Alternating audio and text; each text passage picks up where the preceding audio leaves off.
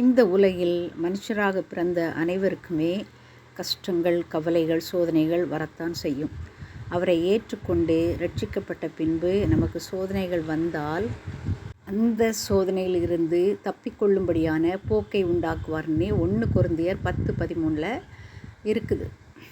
சத்துருவினுடைய சகல வல்லமையையும் மேற்கொள்ளவும் உங்களுக்கு அதிகாரம் கொடுக்கிறேன், ஒன்றும் உங்களை சேதப்படுத்த மாட்டாது. லூக்கா 10:19 இருக்குது. அதனால் நம்ம என்ன வேண்டாம், கலங்க வேண்டாம். யுத்தம் என்னுடையது, பழிவாங்குதல் என்னுடையது என்று கர்த்தர் சொல்லுகிறார். ஆகையால் ஒருவனும் தொடாதிருந்தும் துன்மார்க்கர் ஓடி போகிறார்கள், நீதிமான்களோ சிங்கத்தைப் போல தைரியமாக இருக்கிறார்கள். நீதிமொழிகள் 28:1 கொடுத்துருக்கு. அதனால் நம்ம தைரியமாக இருப்போம். மேலும் கர்த்தர் நமக்கு என்ன உறுதிமொழி கொடுக்கிறார் பாருங்க. அவன் என்னிடத்தில் வாஞ்சையாய் இருக்கிறபடியால் அவனை விடுவிப்பேன், என் நாமத்தை அவன் அறிந்திருக்கிறபடியால் அவனை உயர்ந்த அடைக்கலத்தில் வைப்பேன். ஆமேன். இது சங்கீதம் 91:16.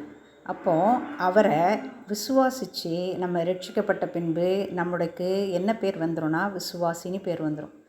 விசுவாசியே நீ பதறாதே அப்படி இருக்கலாம்.